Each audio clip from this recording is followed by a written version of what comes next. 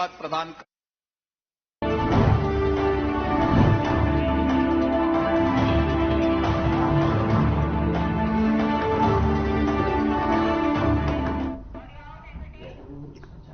नमस्कार, स्वागत है आपका। मैं हूं आपके साथ अनाया शर्मा और आप देख रहे हैं हमारा खास प्रोग्राम खास खबर। और आज के इस प्रोग्राम में हम चर्चा करेंगे हरियाणा में हो रहे लोकसभा चुनाव की। तो आपको बता दें कि लोकसभा चुनाव हरियाणा में उसकी सरगर्मियां तेज हो गई हैं और लगातार सभी पार्टियों में इसकी तैयारियां भी देखी जा रही है। तो वहीं हरियाणा में लोकसभा सीट के लिए बीजेपी ने सभी 10 उम्मीदवारों के नाम तय कर दिए हैं। इस चुनाव में बीजेपी ने कुछ सीटों पर पिछली लोकसभा चुनाव 2019 के जीते हुए प्रत्याशी जिनको वापस दोबारा मौका दिया है, वहीं कुछ बड़े नेताओं को भी टिकट काटा गया है। तो वहीं कांग्रेस ने अभी तक अपने प्रत्याशियों के नामों की घोषणा नहीं की है। तो वहीं दूसरी ओर जेजेपी के राष्ट्रीय अध्यक्ष डॉक्टर अजय चौटाला ने बीजेपी से टूटे गठबंधन और लोकसभा चुनाव लड़ने से लेकर कांग्रेस के आरोपों पर केजरीवाल की गिरफ्तारी पर बेबाकी से अपनी राय रखी है। साथ ही उन्होंने बड़ी बात कही है कि सीबीआई और ईडी का दुरुपयोग हो रहा है। तो बता दें कि उन्होंने ये भी संकेत दिए हैं कि भविष्य में भी बीजेपी और जेजेपी एक मंच पर आ सकती है। तो वहीं आपको ये भी बता दें कि 2019 के लोकसभा चुनाव में बीजेपी ने चौंकाते हुए हरियाणा में क्लीन स्वीप भी किया था। हालांकि इस कुछ महीनों पर आपको बता दें कि इसके बाद अब 2024 में भी बीजेपी यही कयास लगा रही है। बीजेपी की यही उम्मीदें हैं कि वो फिर से 10 लोकसभा सीटों पर जीत हासिल करेगी। इसके चलते हरियाणा की राजनीति में राज्य की 10 लोकसभा सीटों में को जो भी काफी अहम माना जा रहा है। बता दें कि बीजेपी की कोशिश है कि हर हाल में ये 10 सीटें वापस से हासिल की जाए। इसके चलते बीजेपी ने राज्य की 6 सीट पर कांग्रेस से आए नेता पर दांव भी खेला है। पार्टी के संगठन में इसकी भी खूब चर्चा हो रही है। वहीं कांग्रेस ने अभी तक अपने चेहरे नहीं खोले हैं।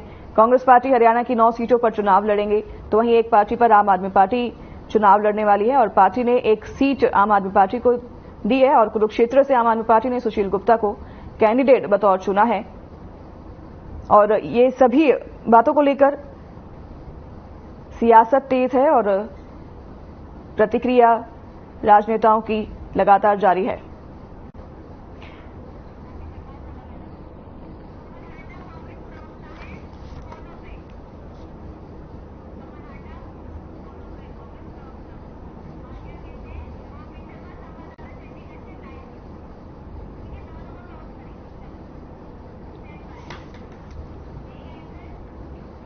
तो इसी चर्चा पर हमारे साथ हमारे संवाददाता ओपी शर्मा हमारे साथ जुड़ गए हैं चर्चा पर हमें ज्यादा जानकारी देने के लिए। और हमारे साथ कमल हांडा कांग्रेस प्रवक्ता भी हमारे साथ जुड़ गए हैं। आपका बहुत स्वागत है कमल जी हमारे साथ इस चर्चा पर बने रहने के लिए। और सबसे पहले आपके पास आऊंगी। सबसे पहले मैं जाती हूँ संवाददाता हमारे जो ओपी शर्मा हमारे साथ जुड़े हुए हैं। ओपी, क्या कुछ इस बार जो है तैयारियां सभी पार्टियों की दिखाई दे रही हैं? क्या कुछ मुद्दों को लेकर रणनीति तैयार की गई है और किन अहम मुद्दों को लेकर इस बार पार्टियां जो है मैदान में उतरेंगी?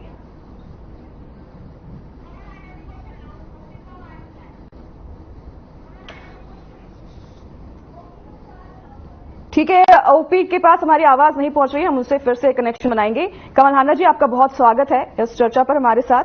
और आपसे मेरा यही सवाल होगा कि किन अहम मुद्दों को इस बार कांग्रेस जो है लेकर जनता के बीच जाने वाली है?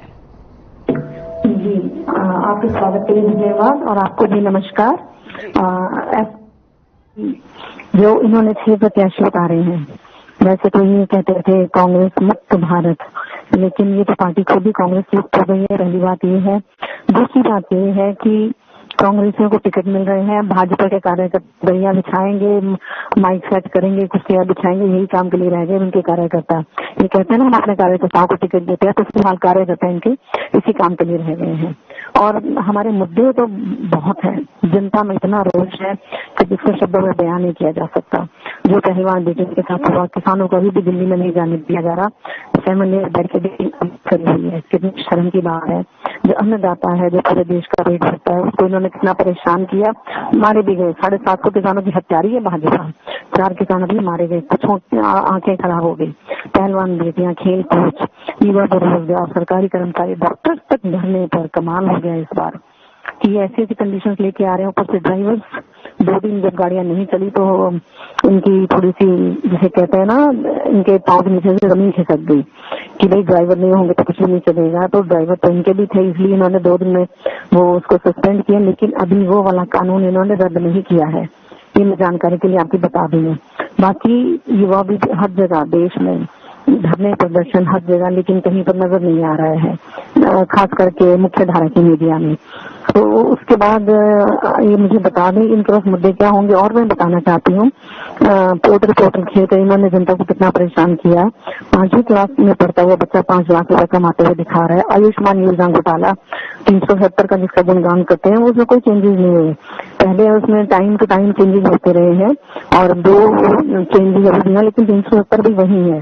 और एक बात कहना चाहूंगी कि जो हमारी सोनम वांगचुक जी जो बहुत बड़े वैज्ञानिक हैं लद्दाख में, 20 दिन तक वो अनशन पर बैठे रहे बताने के लिए कि भी चाइना घुसा आ रहा है।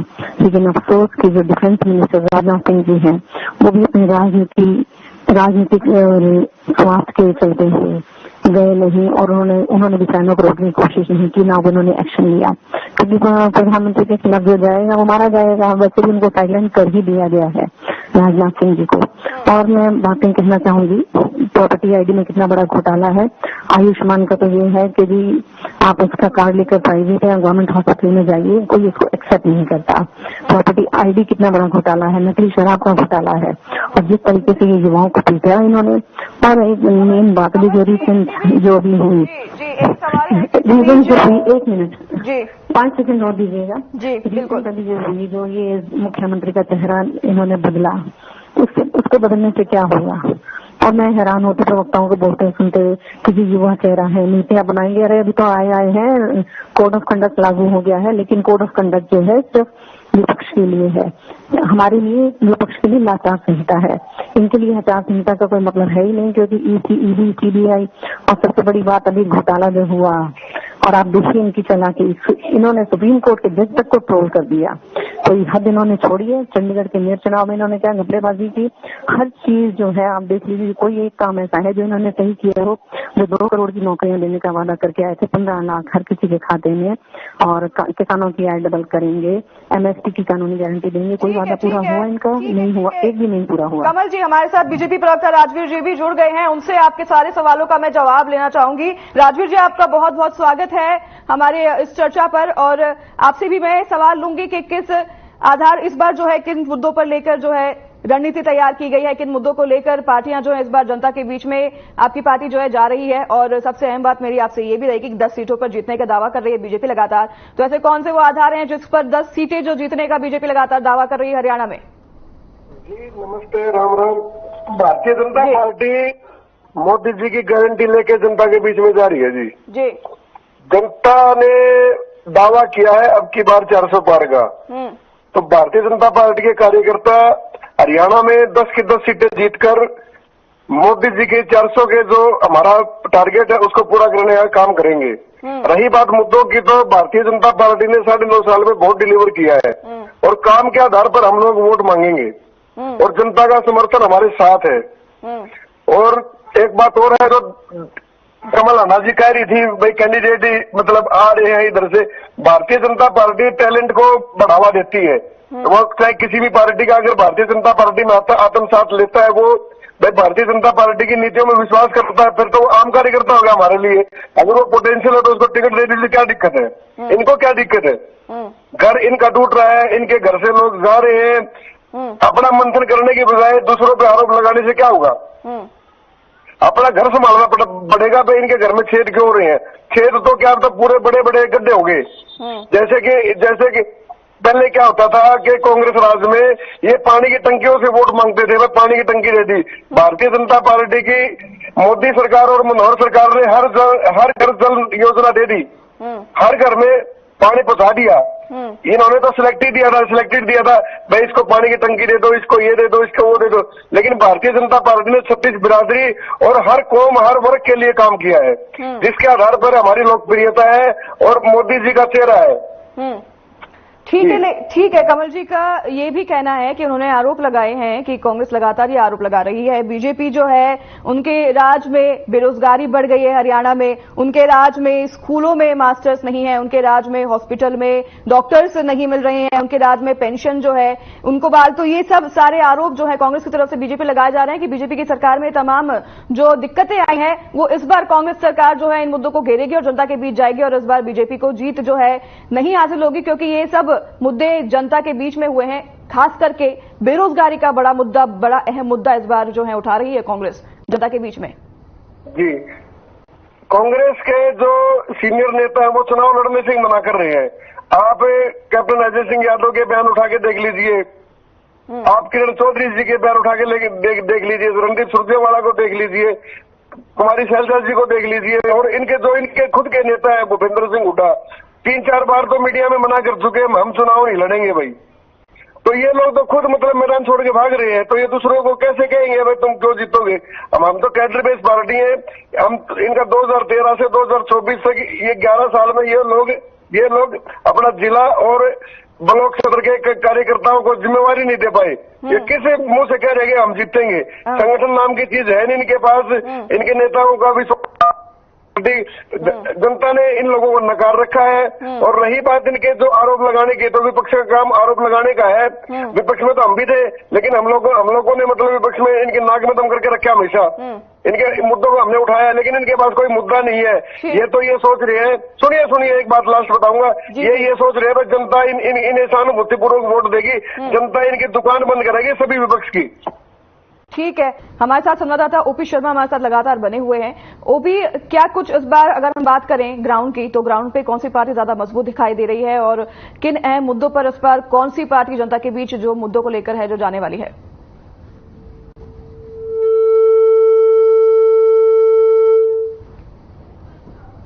ओपी, आप हमें सुन पा रहे हैं? तेरे को किसने निर्देश दिया ये तो बता दे, तेरे को निर्देश किसने दिया मेरे को बता दे।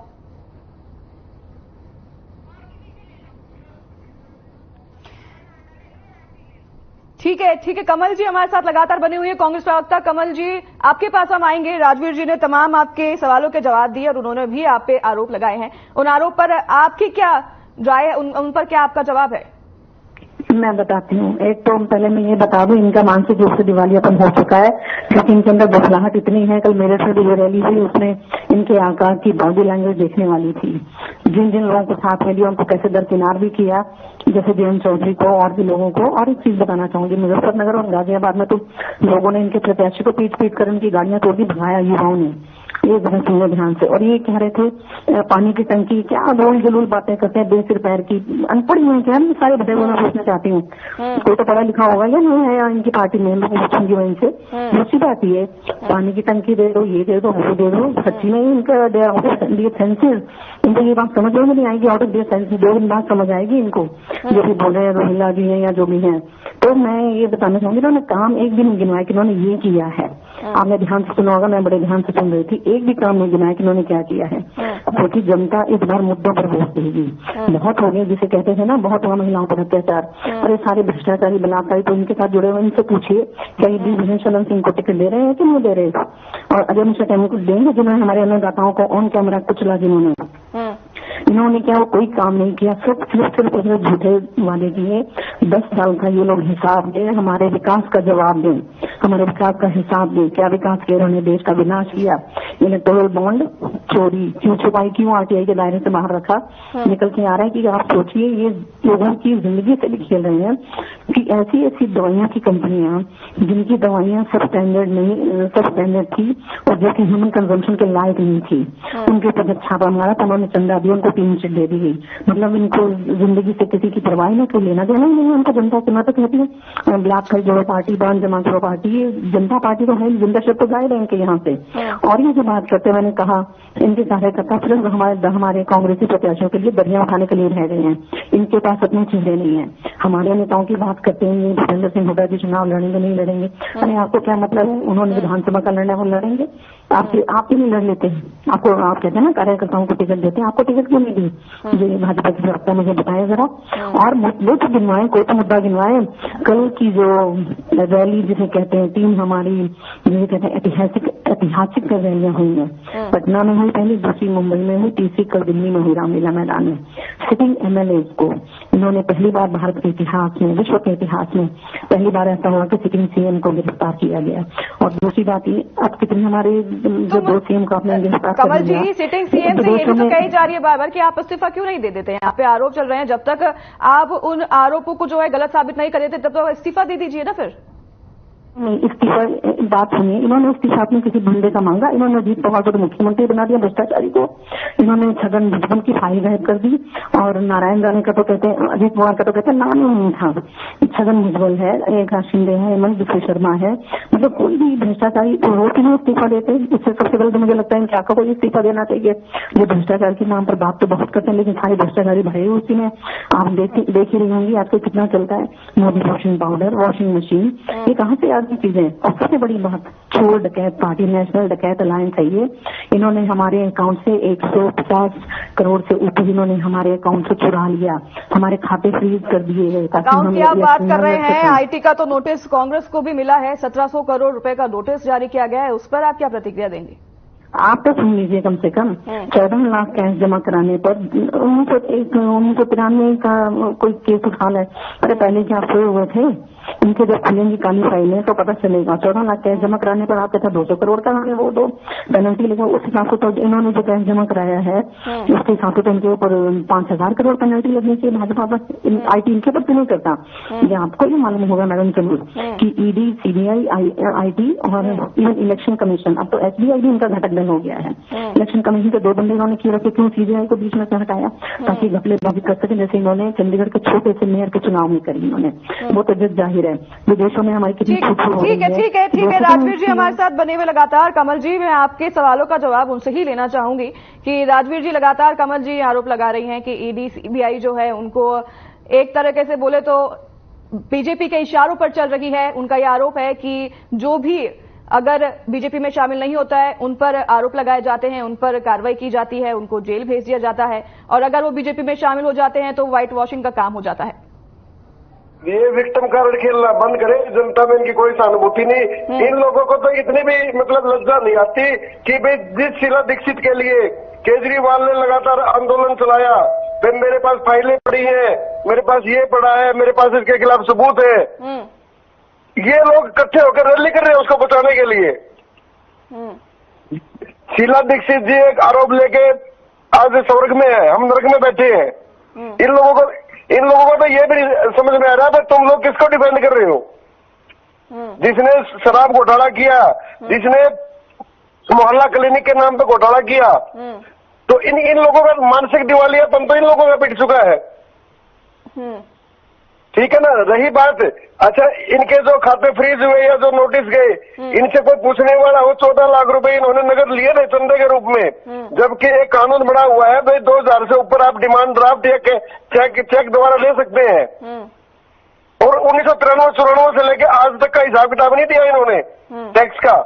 तो जो खाया वो तो देना पड़ेगा ना। और जो जुर्माना लगता है जी, आप चाहे छोटे से दुकानदार हो चाहे व्यापारी हो, ये तो घने पढ़े लिखे, हम तो अनपढ़ आदमी हैं, अनपढ़ जनता है हम तो, ठीक है ना। तो जो इन्होंने मतलब घोटाले कर रखे हैं वो सारे भुगतने पड़ेंगे और यही भुगतने पड़ेंगे। इनके खिलाफ कोई भी मतलब कॉम्प्रोमाइज नहीं होगा। भारतीय जनता पार्टी की सरकार नरेंद्र मोदी जी ने बिल्कुल क्लियर कर रखा है कि भ्रष्टाचार पर कोई भी समझौता नहीं होगा। ये लोग तो भ्रष्टाचारियों को बचाने के लिए जनता में जा रहे हैं। हम लोग कहते हैं जो खाया है वो देना पड़ेगा, बस। कम को ज्यादा समझ लो तो बेटर रहेगा। ठीक है राजवीर जी। कमल जी हमारे साथ बनी हुए। कमल जी, मैं आपके पास आऊंगी। इस बार प्रत्याशियों के नाम की घोषणा करने में इतनी देरी क्यों हो रही है और कब तक जो है कांग्रेस अपने प्रत्याशियों के नामों की घोषणा करेगी?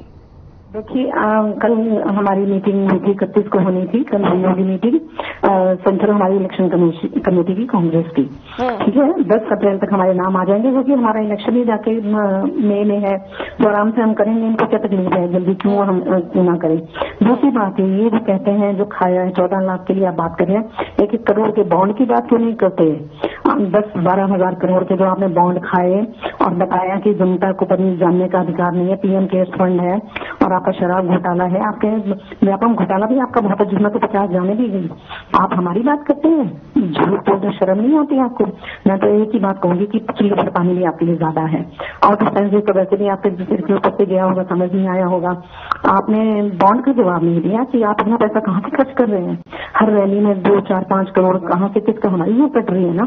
30 लाख करोड़ सिर्फ पेट्रोल और डीजल से कमाने, कहाँ गया वो पैसा? इलेक्ट्रल बॉन्ड की अगर लिस्ट की बात करें तो उसमें तो कांग्रेस भी शामिल है। कमल जी, कांग्रेस को भी चंदा मिला है, कांग्रेस के पास भी इतने चंदे आए हैं, तो वो कांग्रेस को भी तो जवाब देना बनता है कि हमारे इतने पैसे कहां पर इस्तेमाल हुए हैं। सुनिए मेरी बात, हमें तो जिसने दिया हम तो बताने को तैयार है कि हाँ जी हमें इतना चंदा मिला। ये जो घटाया हुआ है ये और आप देखिए कितनी नीच और घटिया दो बातें और कहना चाहूंगी इनके बारे में, क्या इनका चाल चरित्र और चेहरा है। अभी लाल कृष्ण आडवाणी जी को भारत रत्न दिया जा रहा था, प्रेसिडेंट जो फर्स्ट सिटीजन है, सबसे रिस्पेक्टेबल, वो खड़ी हुई और प्रधानमंत्री बैठकर ठहाका लगा रहे हैं। कितनी शर्म की बात है, पहली बात ये। दूसरी बात ये कि ये जो चुनावी कंधे की बात करते हैं, इन्होंने इसको आरटीआई के दायरे से बाहर क्यों रखा और क्यों फर्जी कंपनियों से आया, विदेशों से भी पैसा आया, और अग्निवीर योजना क्यों लाई गई हमारे देश की सीमाओं को सुरक्षित करने के लिए। मैं कितना युवा इस टाइम परेशान है, बहुत से ऐसे लोग हैं जिनमें देश के लिए न्यौछावर होने का जज्बा है, लेकिन इनके अंदर, इनके आका के अंदर एक जज्बा है कि देश को किसी तरीके से जो है अस्थिर कर दिया जाए, बर्बाद कर दिया जाए और विनाश करने आया। अमृतकाल में मृतकाल है युवाओं के लिए भी और किसानों के लिए। ठीक है। तमाम सवालों का जवाब लूंगी मैं राजवीर जी से। कमल जी, आपसे एक और सवाल मैं लेना चाहूंगी कि कुमारी शैलजा का भी अभी बयान आया है, उन्होंने कहा है कि अगर हाईकमान कहेंगे तो मैं जरूर चुनाव लड़ूंगी, तो इस पर क्या सोच विचार चल रहा है कांग्रेस में? मैडम आपको बेहतर बता पाएंगी क्योंकि हाईकमान का विषय है, ये मेरा विषय नहीं है। ठीक है कमल जी, अब राजवीर जी के पास मैं जाऊंगी और आपके तमाम सवालों का जवाब मैं लूंगी राजवीर जी, लेकिन आपसे मैं विनती करूंगी कि शॉर्ट में जवाब दीजिएगा क्योंकि हमारे पास समय की पाबंदी है। बताइए। हेलो जी राजवीर जी, सुन पा रहे हैं हमें? नहीं, बताइए। अभी इन्होंने काम की बात की, मैं काम तो बहुत लंबी लिस्ट हो जाएगी, मैटर नहीं है। तो सबसे पहले ठीक है ना, 10 करोड़ उज्ज्वला योजना के तहत हमने गैस के कनेक्शन दिए, 4 करोड़ लोगों को पीएम आवास योजना के तहत मकान दिए गए पक्के, 10 करोड़ नहीं 11 करोड़, पहले तो ये सुन। जल जीवन योजना के तहत 14 करोड़ परिवारों को जोड़ा गया। ये बहुत से काम है, काम गिनाने में समय लग जाएगा बहुत ज्यादा, लेकिन मैं एक बात कहता हूँ, पहले कांग्रेस को अपना मंथन करना चाहिए। कांग्रेस खत्म होती जा रही है, लेकिन ये लोगों का अहंकार कम होने का नाम ही नहीं ले रहा। हरियाणा में इनको 1 सीट मिलने वाली है, नहीं 10 की 10 सीट भारतीय जनता पार्टी जीत रही है। किसने पूछा क्या मैंने आपसे? ठीक है राजवीर जी आपका बहुत धन्यवाद हमारे साथ इस चर्चा पर बने रहने के लिए। कमल हांडा जी आपका बहुत धन्यवाद हमारे साथ इस चर्चा पर बने रहने के लिए। और जैसा कि हमारी बात हुई इन दोनों प्रवक्ता से, और बीजेपी पूरी तरह से कोशिश कर रही है, मैदान में उतर गई है 10 की 10 सीटों पर जीत का। बीजेपी अभी से जो है जीत हासिल करने का अभी से घोषणा कर दिया है। बीजेपी ने कह दिया है कि 10 की 10 सीटों पर बीजेपी जीत हासिल करेगी। तो वहीं कांग्रेस अभी तक अपने 9 प्रत्याशियों के नामों की घोषणा नहीं कर पाई है। हालांकि कांग्रेस की तरफ से कहा जा रहा है कि जल्द ही जल्द वो अपने नामों की घोषणा करेगी। तो इस चर्चा पर हम बने रहेंगे आपके साथ, आप लगातार हमारे साथ बने रहिए इसी तरह। फिलहाल इस चर्चा में यहीं पर करेंगे विराम। नमस्कार।